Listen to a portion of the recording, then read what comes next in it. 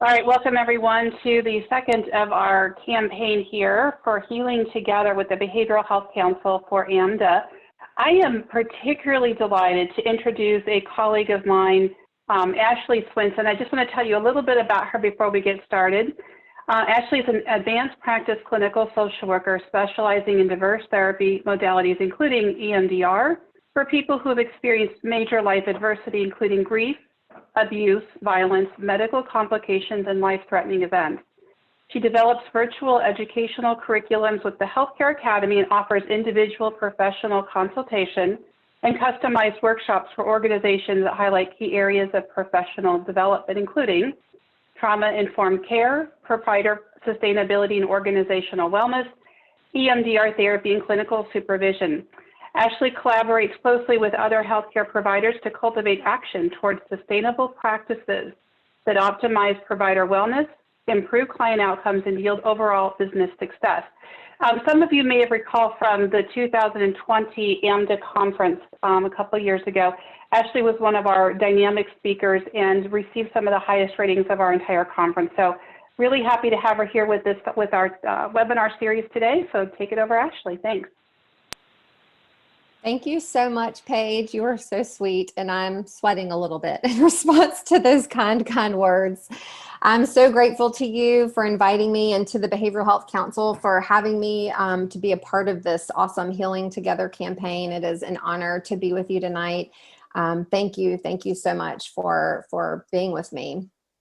If you like what you hear or you have questions, I'm going to do the best I can to keep it short and sweet, and we'll save a little room at the end. But if you want to reach out to me personally, you are welcome to do so.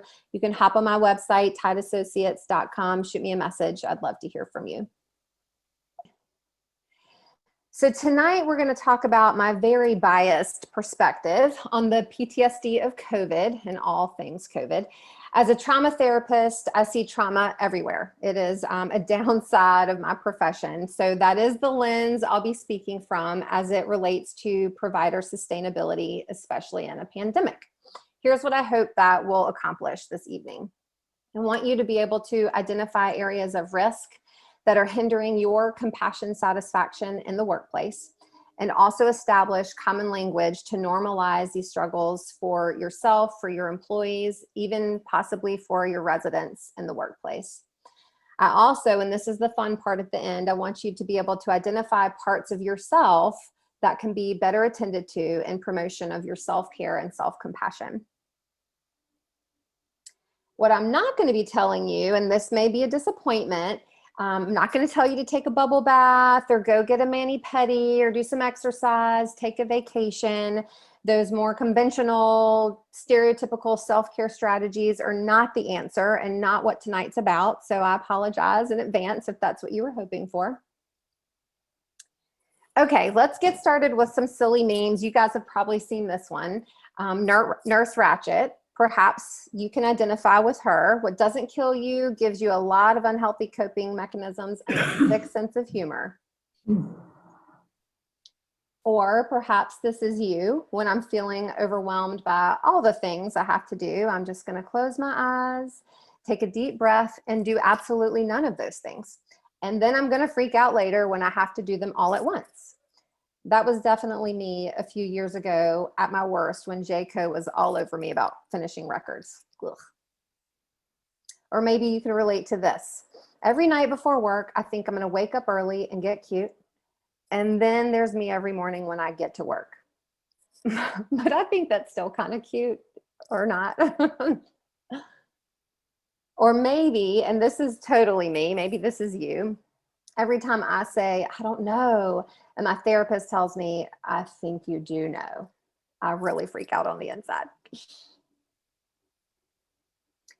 I think and hope we can all agree on this one.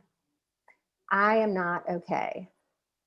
I really want you to look at those words, and if you're willing to, say them to yourself. I'm not okay right now in this season. And read them out loud if you can. I'm not okay.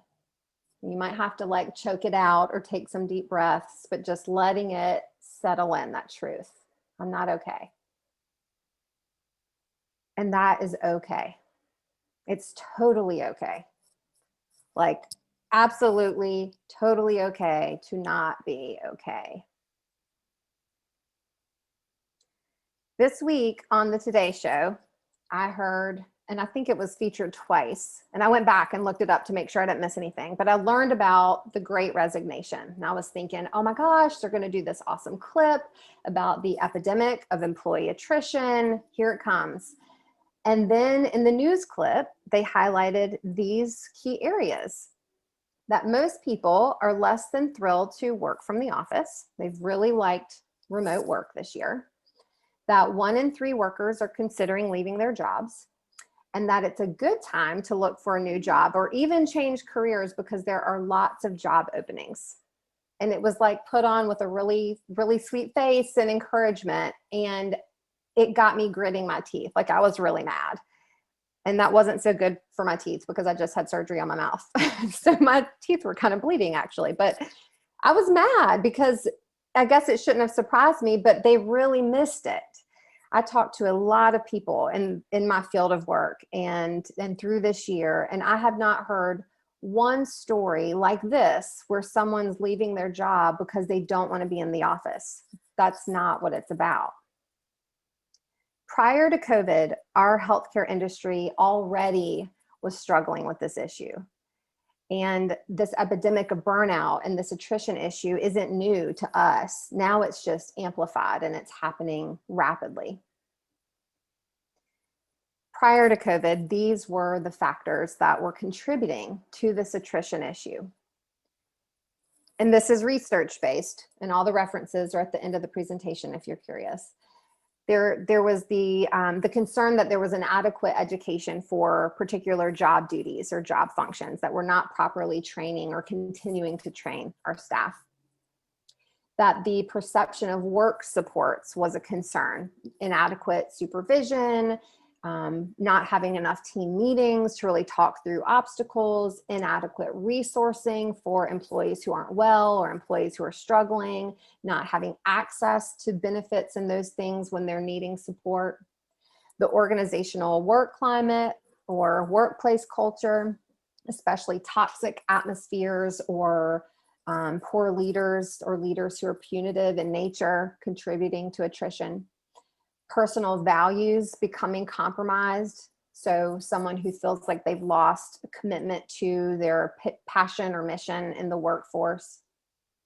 Having a competitive job market with better pay or better benefits.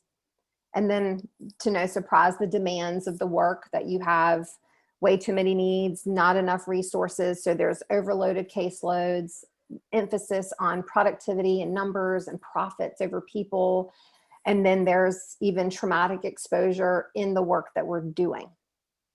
The last thing that's been interesting to show up is this talk about millennials and how to best manage them, because millennials have been taught to self-advocate and reach for greatness early in their career. So they're asking for the salaries, the titles, the responsibilities, and they want autonomy. And they're choosing self-care. They've been taught to choose self-care, prioritize their mental health. So when their needs don't feel met, they leave. It's quite a dilemma. And then we're just going to add the pandemic on top of all that, like as if it wasn't hard enough already. So what does this mean? What is this meaning for us? At the most basic level, this is meaning that our relationship, our individual relationship with our sense of personal safety, personal power, and personal responsibility has become severely compromised. When we're exposed to traumatic stress, which can be acute in the workplace or acute in our personal life or acute because of COVID, or we're exposed to chronic suffering like a pandemic, which will become traumatic to your psyche, our brain centers maladaptively store this information as core cognitions, deeply rooted cognitions. They're like planted seeds in your brain that create these unwanted symptoms, unwanted behaviors and patterns of existence, poor relationships. And these cognitions will lead to further, problems over time across multiple domains. So it's not just your physical being that's affected, it then becomes your work being that's affected, your personal life, et cetera, et cetera. As this happens and these core cognitions are integrated through that suffering, through that trauma, through the pandemic, our relationship with sustainability is then thwarted. The essence of sustainability is compassion, satisfaction, and we're not able to reach that when trauma is robbing us of, or hijacking our brain, robbing us of that reach. My friend Lisa and I developed a provider sustainability program, which is what some of this material is taken from. And we define provider sustainability as maintaining your pace in which personal values are congruent with practice and communication so that you uphold the boundaries that are necessary to stay healthy, engage others wholly, and succeed in your profession. Compassion satisfaction sounds like this: I should be here. The rewards of my job far outweigh the challenges. I show up on my own behalf. I can give to myself so I can continue to give to the world. My values are showing up in my life. I'm the most important resident on my caseload. And that may sound beautiful, but I'm guessing this is a really hard reach and maybe even kind of cringy for a lot of you tonight sitting here with me. This is a handout, by the way. You will have access to this. Several years ago, I made a radical change to my career because of my struggle with professional burnout. And Lisa Brooks and I, this wonderful colleague of mine who helped me develop this provider sustainability program, we met during this really rocky time in my life, and she too was struggling with burnout. So we put all this, brain power together and wrote this curriculum to work with organizations on these wellness issues that we're going to talk about. We developed this diagram to capture what the literature was consistently revealing to us about the progression of burnout over time. And so this diagram that you see here does move in a linear fashion from compassion satisfaction to burnout.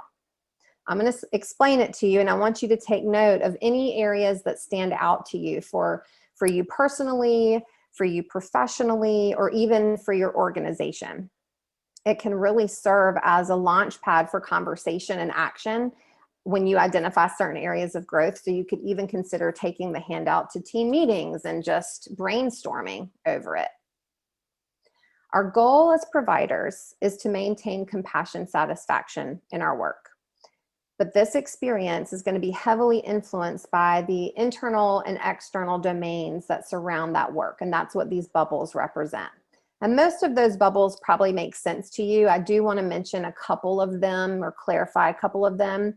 So season is always a really cool topic to explore in the audiences that I'm with, because season relates to literally the season that we're in, like ending summer, approaching fall, and how triggering that can be for us. And this season especially is hard for many as they approach a shift in the weather.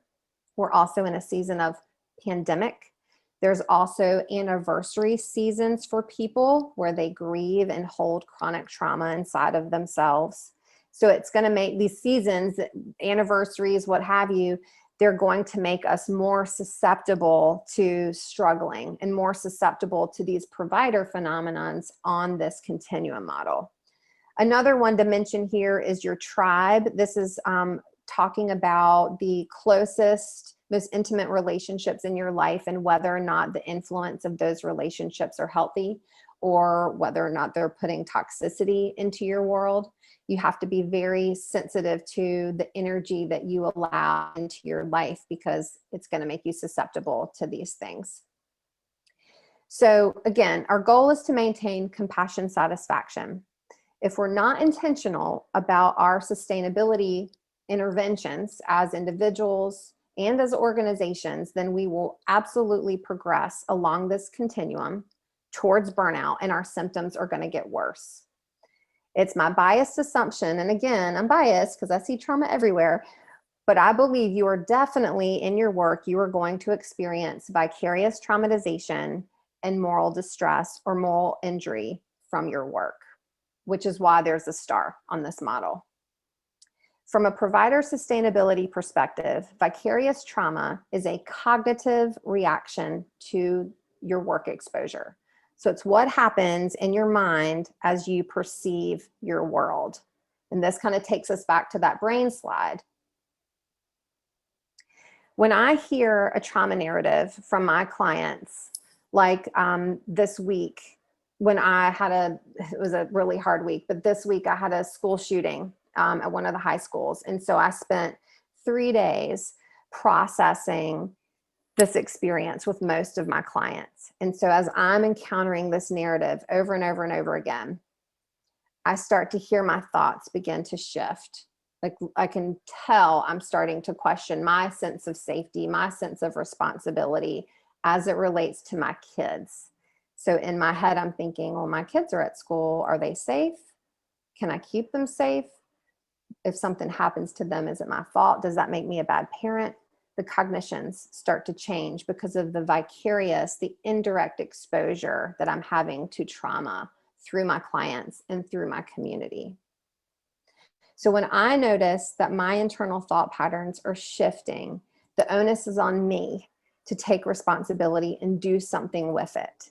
And that's what's so beautiful about this diagram, is really identifying where you might be and exploring the responsibility you have in that. For vicarious trauma, what I need the most is movement. To keep those core cognitions from being stored negatively, maladaptively in my brain, and then consequently through my body. If I move my body bilaterally, I can keep those core cognitions from getting stuck. I can help my brain file them away, integrate them more successfully in an adaptive fashion so that I stay healthy, I stay in that baseline of compassion satisfaction. It doesn't mean that the work's not going to be hard. It just means that I'm sustaining my status quo. If I don't do that work, then I'm going to progress along the continuum. So similarly is moral distress or moral injury. It's a cognitive and a spiritual reaction to the work.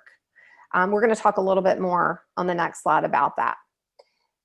When your experience goes unaddressed, the cognitive experience goes unaddressed, then it's going to hit in 2 different ways. It's going to become cognitive and then emotional, which creates a compassion fatigue response.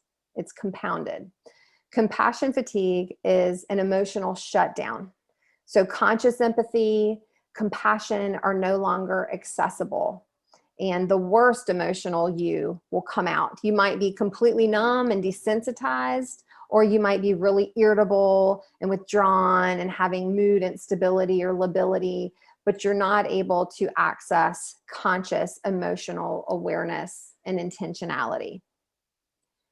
To mitigate that, you're going to continue to apply then a compounded intervention of movement plus verbal expression of those emotional needs. So you want to be in very safe relationships where you can process through what's going on emotionally and cognitively, and then try to work your way back through that continuum. If compassion fatigue goes unaddressed and you've got this compounded buildup of cognitive emotional struggle, then there's a very high likelihood that you're going to now develop secondary traumatic stress or burnout. There's another slide for secondary traumatic stress for you to see as well. A researcher, burnout researcher, Dr. Jerry Palaio, has said that there's a rapid nosedive into burnout. We can move across this continuum really quickly, but it's a super slow recovery process, which is kind of a bummer. But that's especially true for leaders. In her research, she found that it takes about 2 years for organizational leaders to actually recover from their burnout. And that's with really intentional interventions. Sometimes you get to a tough place where you have to just acknowledge that your tour of duty is done. Sometimes you can take a hiatus and come back to it years later, which is what my colleague Lisa Brooks did. Sometimes you just need a great therapist, some short-term medication, and really solid interventions to work through the continuum and get back down to baseline. I really want to emphasize moral distress and moral injury tonight, because you may be looking at that diagram and going, all of that is me. And what I think is kind of unique to the experience of the pandemic is, especially with what's being required of you healthcare workers in long-term care settings, I think it's more accurately captured by moral injury than anything else, what you're going through. The definition of moral distress and moral injury is perpetrating, failing to prevent, bearing witness to, or learning about acts that transgress one's deeply held moral beliefs or values or expectations.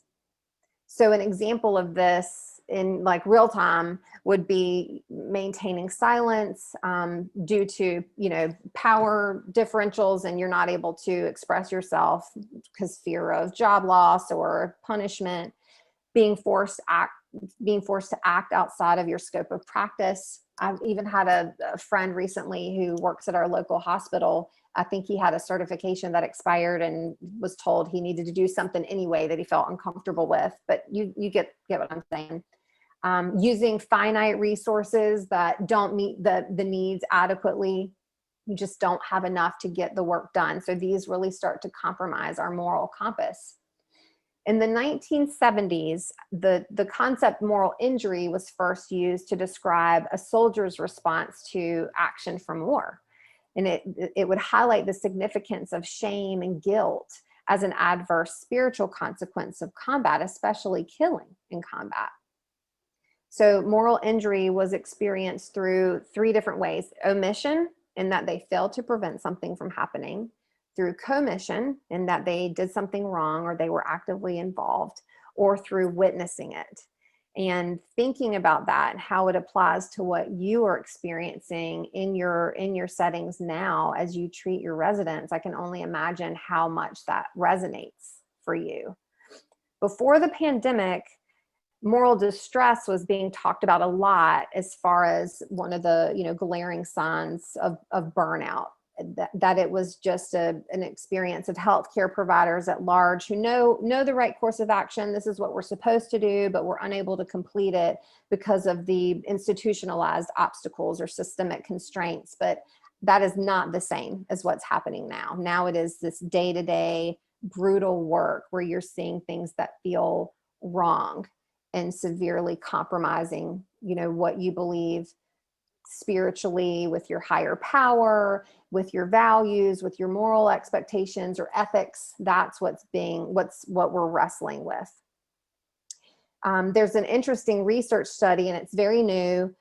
Lisa, I love her, I mention her a lot, but Lisa Brooks and the School of Nursing at UNC Wilmington are doing research on this very thing, on moral injury and nursing. And they have polled 20,000 nurses, all levels of certification in North Carolina, to measure their endorsement of moral injury. The raw data is starting to come in, and Lisa was telling me that there are high rates of endorsement of moral injury.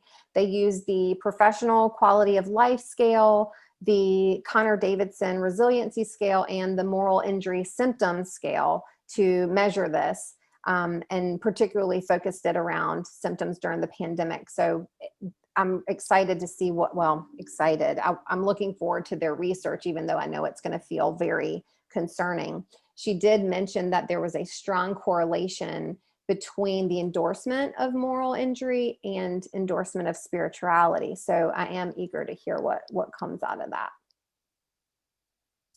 You have this as a handout, this secondary traumatic stress symptom. This is just for you to see concretely across biopsychosocial domains, of a person, what types of symptoms show up when you may endorse secondary traumatic stress.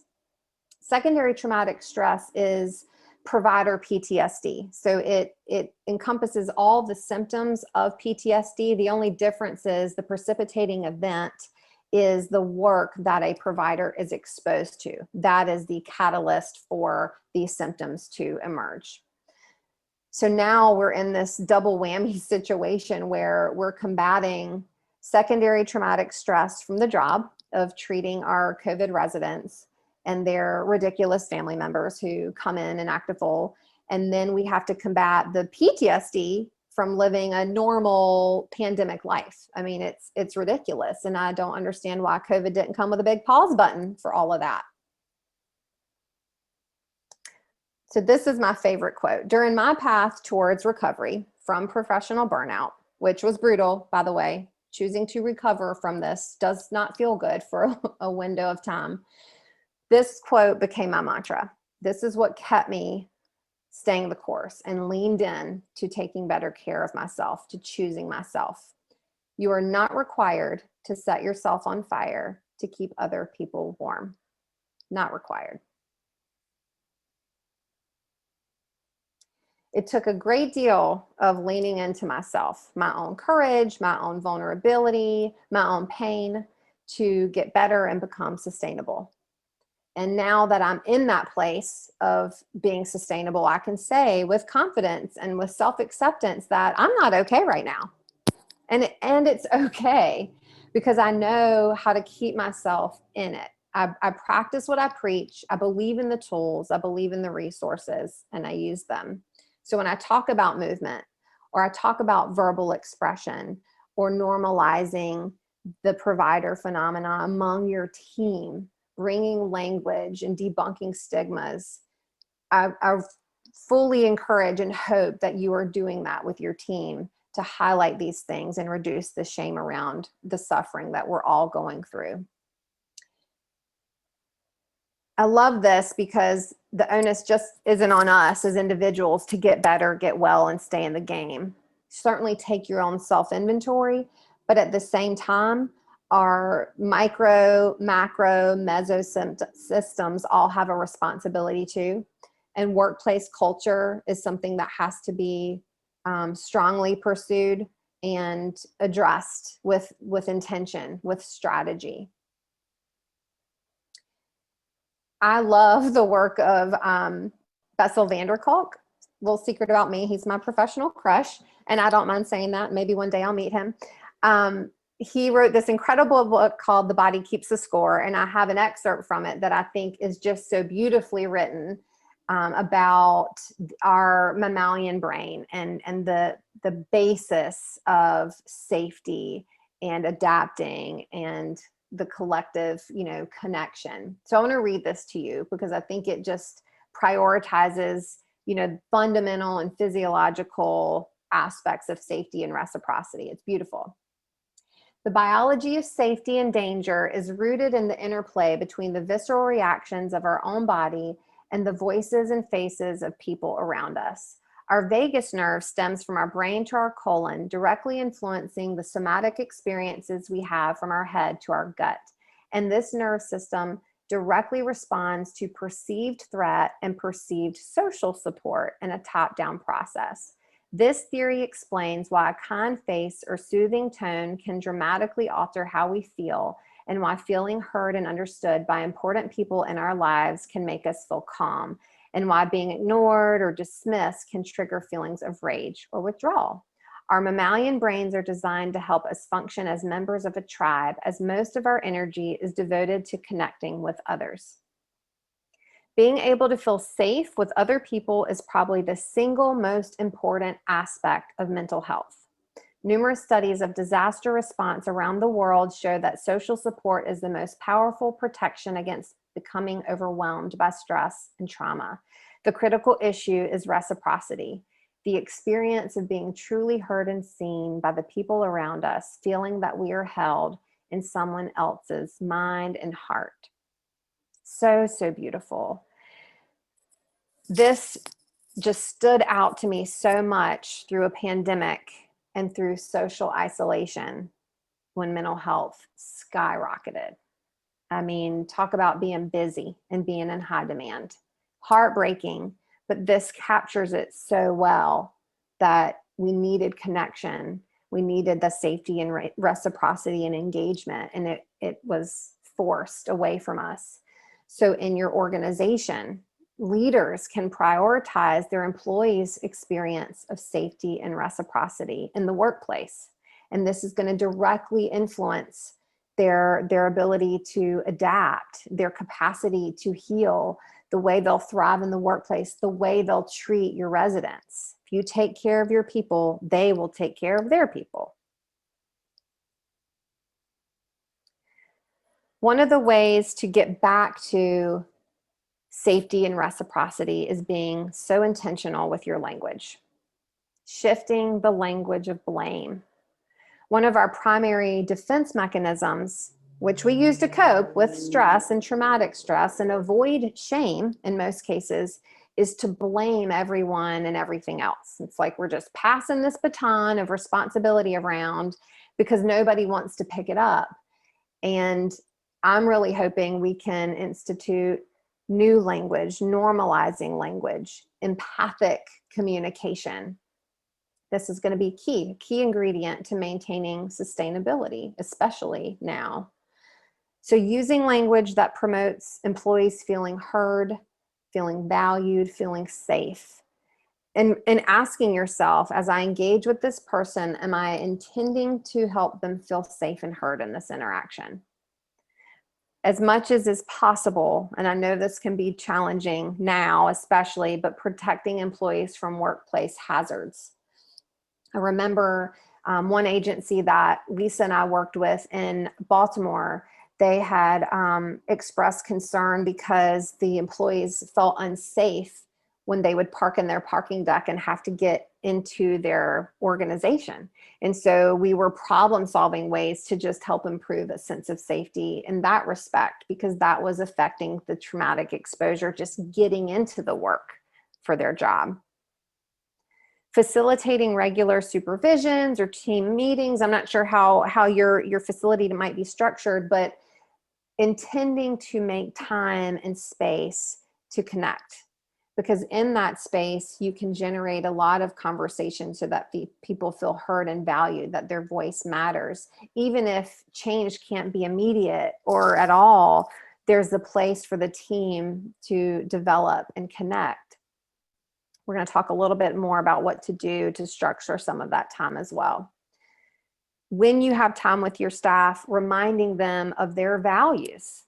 Always going back to what got you here, what's important to you in this field, and then highlighting the evidence of their success, reminding them of what they're doing well, affirming what you see, the progress, the follow through, the showing up when it sucks. Are we taking time to note those things? And lastly, encouraging mental health support. If you as organizational leaders aren't aware of what your employees' benefits are, your own benefits, or if mental health is an option, look into that. And how do we make that more accessible, more known, more normalized, so that everyone's using the support that is available? And if it's not, create a task force to make it available as soon as possible. Values. I love values work. It is through and through in the therapy that I do with my clients. It's threaded through our provider sustainability program. This would be a great topic to introduce to your teams, to have team meetings about, a whole 2-hour conversation about values as an organization or values individually. And as you talk about those things and concretely identify what is important, what values are important, you continue to evaluate them over time and gauge feedback. How are we doing? Are we meeting the values that we set forth? Does the action that we deliver appear to be congruent with those values? I want you to think for yourself, if you've lost touch with your values, you've lost touch with the mission of your service, what brought you to the profession in the first place? And why have you chosen to stay, even now, even through some of the worst of it? Why are you still here? And as you do this work, what do you want to see the most reflected in your actions? And as confused or hurt or betrayed or angry you may feel, resentful, bitter, all of it, as intense as that is, why do you continue to fight to save lives and care for your residents? There's something holding you to it. And we want to name it and cling to it and lean in even more to that value. There's a values worksheet that will also be available to you as a handout that you can do with your teams or for yourself. Some quick do's and don'ts.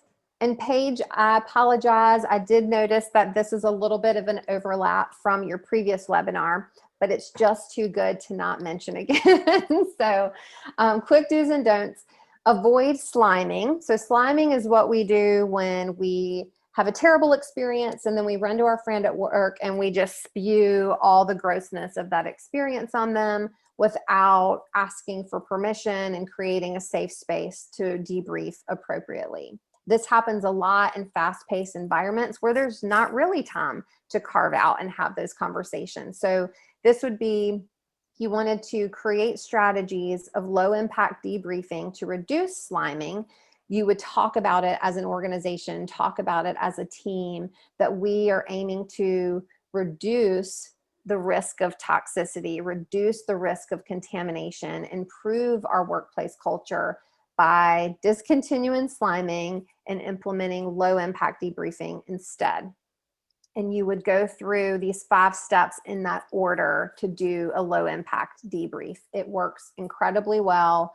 There are times that I still slime my colleagues and I know this stuff. I mean, we get caught up in reflex and it happens. And so to get a gentle reminder, hey, wait, ask for permission first. That's what we're aiming for. You know, just allowing that room for humanness and grace, but then the redirection to do it better. The other thing is to avoid common enemy intimacy. And we are really good at this because it feels so good. This is a Brene Brown concept, by the way.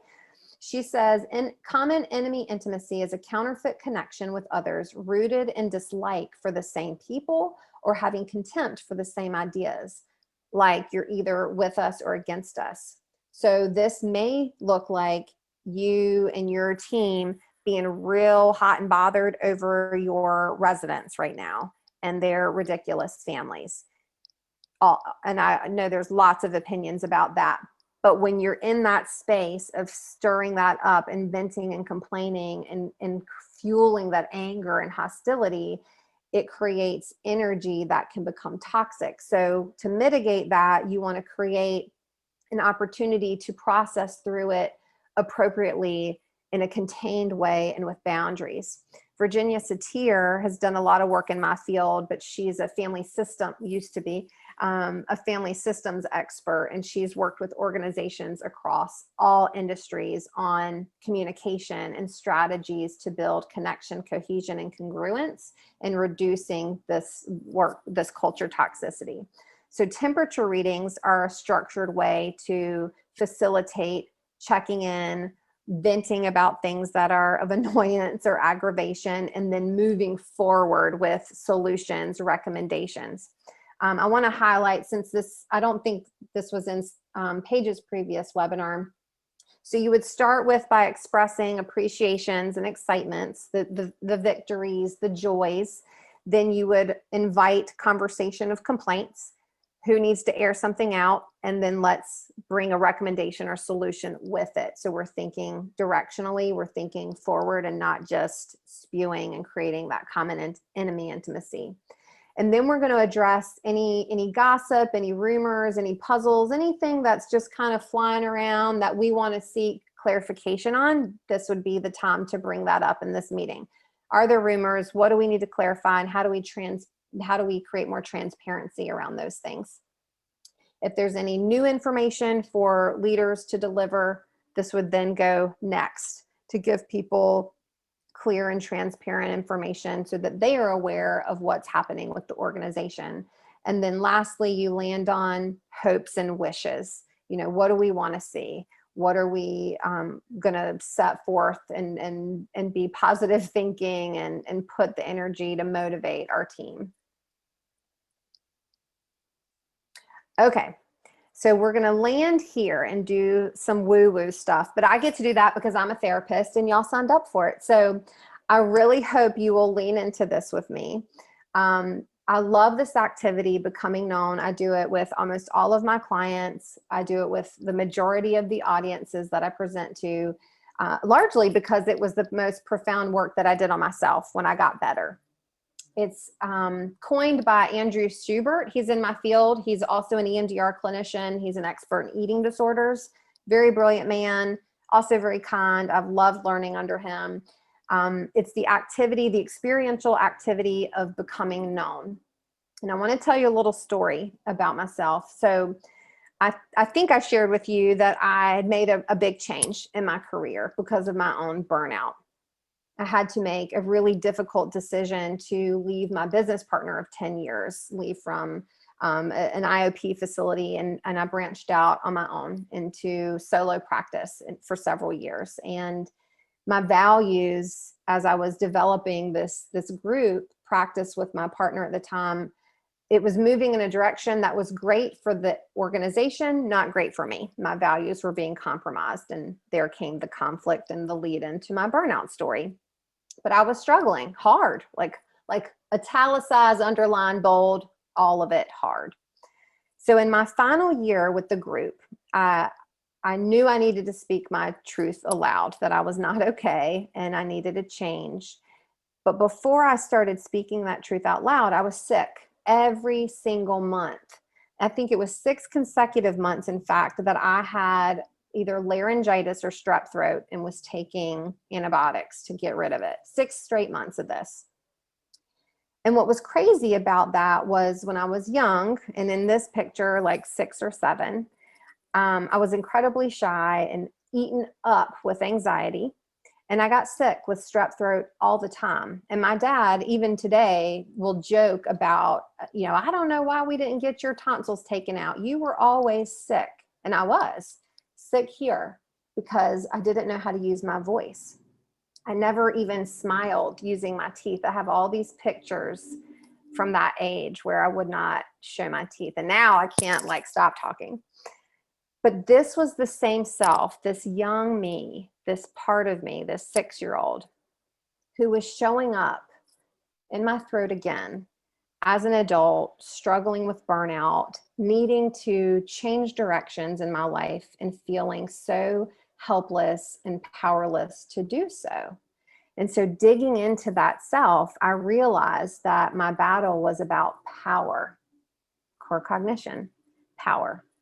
And she desperately wanted something different, but didn't know how to go after it. So for our next activity, I want to introduce to you the float back method to help you discover the part of you who might be showing up in your life now. If you feel comfortable with this, I want you to close your eyes. And if you don't feel comfortable doing that, you can watch me because I can't see you. But I really want you to turn your attention inward and kind of just dig deep into yourself. I want you just to take a few deep breaths to settle into it. Deep breaths. Turning your attention inside yourself. And I want you to think about a current area in your life where you're really struggling. It may be at work, it may not. There could be a recent situation that really captures this for you. Could be something you need to do, or something you're avoiding, or something that didn't go well recently.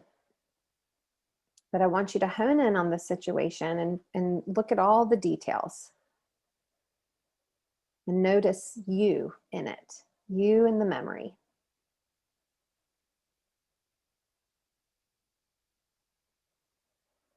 Notice what your thoughts say about this struggle, particularly your thoughts about you or your responsibility or your role.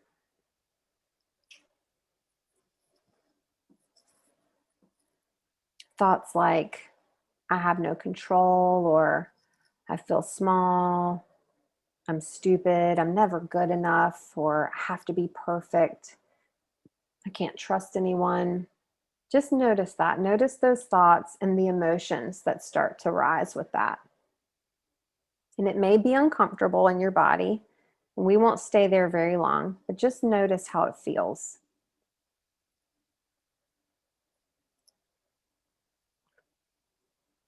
when our brain makes those connections between present day stress, deep cognitions, and then we feel it in our body, this may be where a part of you is showing up. A thread that connects back to earlier times in your life where you felt something similar, even if the context was different. So I want you to fill in the blank. The part of me that feels blank. And just make note of that, or jot that down even if you'd like for yourself. The part of me that feels out of control or bad or small, whatever it is. And as you connect with this word and this part of you, and you notice how it feels emotionally and how it feels in your body, just notice other memories, experiences that felt similarly.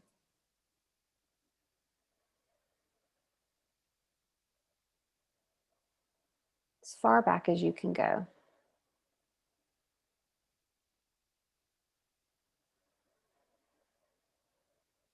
And I want you to ask yourself this question.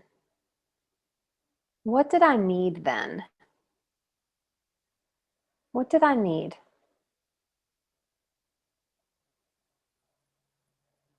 Was it something you needed to hear, or something you needed to do, or something that needed to be done for you or with you?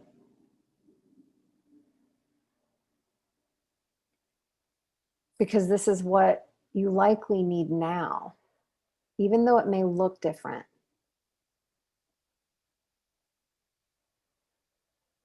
Just notice that.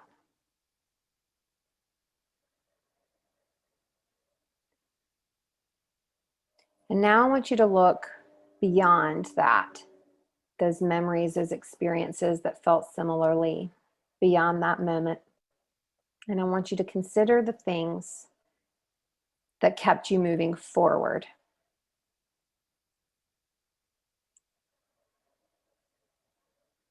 What's kept you moving forward? Consider your resilience that has carried you.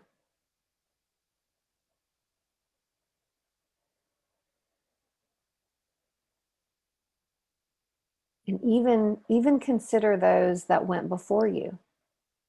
Those whose resilience showed up for them, those who carried this suffering too, and they survived it.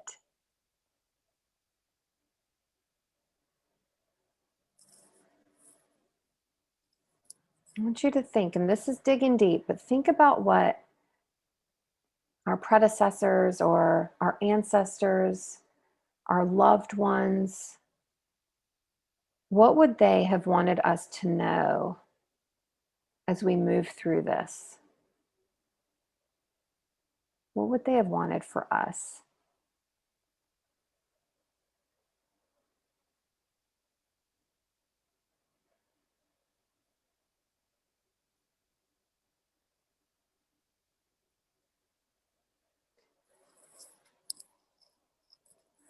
So if some words really pop out to you, you're knowing what you've needed, what's worked for you before, the resilience that's carried you, those that went before you that carry you. I want you to imagine continuing to give this to yourself now.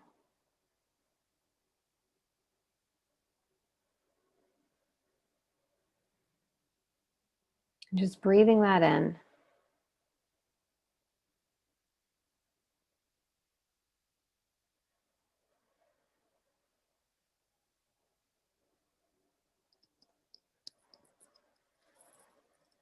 You can extend gratitude to yourself. Thank you, self. Thank you, brain and body, for working together for this moment of awareness, this knowing.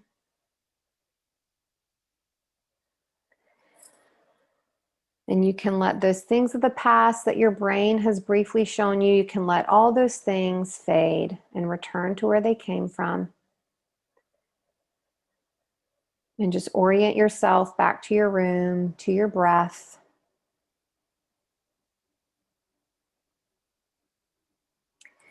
And as you reorient, maybe open your eyes or refocus, I want you to ask yourself, with this knowing, I want you to ask yourself, what do I truly need in this moment? In this struggle that I've identified? And what am I willing to do about it? And if anything comes to mind, jot that down.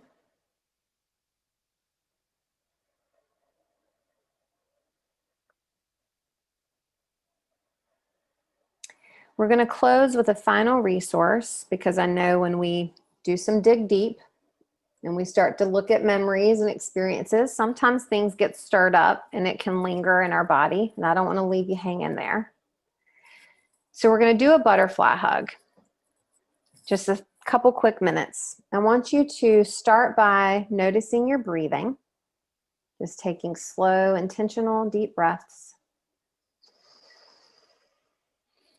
And if you feel comfortable, you can close your eyes or lower them and just keep them still. Deep breaths.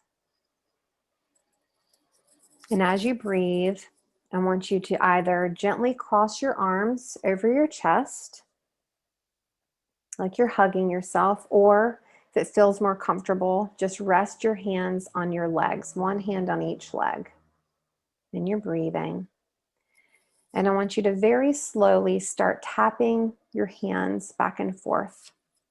Very slow. 1, 2, 1, 2. Just breathing and tapping. Very slow. Keep tapping as I talk. I like to use this resource when I feel agitated, either in my mind or my emotions, my body. It creates some pause for us to ground and center ourselves. And so as you breathe and continue to tap slowly, I want you to notice any discomfort that's lingering from our work together today. Any discomfort. I want you to notice where it is in your mind or in your body, in your heart, wherever it's showing up. And I want you to see that discomfort in your body and give it a color. See it with color. Everywhere it is. And just tap. And imagine that the floor beneath your feet, the floor beneath you, pulls that discomfort down. That the gravity calls that discomfort out of you. And you see that color lower itself. That discomfort falls as you tap. With each breath, it gets lower and falls into the floor. Just tapping and breathing, letting the discomfort fall, leaving your body and pulling into the floor beneath you.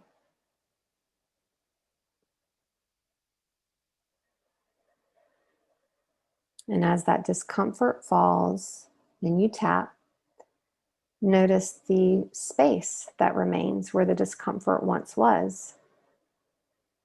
And I want you to give that space a new color. Discomfort's fallen, and this color of space brightens inside of you. And as you breathe and tap, this color grows, allowing you to breathe more deeply, more fully, letting your body rise, just tapping that in.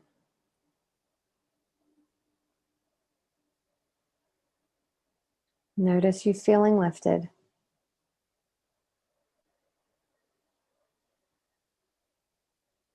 And when you're ready, you may open your eyes and join me.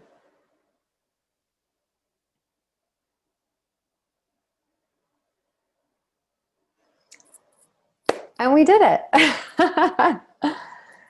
So thank you so much for participating. I hope that wasn't too crazy for you, but I just can't not give you the best gift that I can offer. And that is letting you access pain while also accessing compassion and reminding yourself of the strengths that are there, the resources that have served you. So I really appreciate the opportunity to be with you tonight and share this with you. I wanted to leave a little bit of time, if we still have that, for questions. We have a few minutes. I'm just looking at the chat.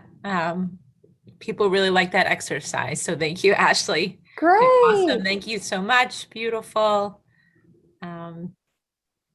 Paige Hector also put in some of the links. We have the link to Compassionomics, which you've probably heard of. I've heard of that one as well. It's a great book, as well as the other, Body Keeps Score. Thank you, Erica. Put the link in there for that as well. Yeah, don't tell Bessel about my crush. We'll just remind everyone that if you love this session, which I'm sure you did and want to share it with colleagues, that we'll be posting the recording of this along with all the wonderful resources and the slides that Ashley presented tonight on our website page at the Healing Together landing page. And I'm not quick enough on the draw to put it up in the chat box, but Erica might be able to before we close out. Otherwise, if you just go to paltc.org, you can find the Healing Together landing page there, and you'll find the resources for both this and also our webinar from last month. And we look forward to seeing everyone next month for another Healing Together webinar. Thanks so much, Ashley. We really appreciate it. It was great. Thank you so much. It was a pleasure. Thank you.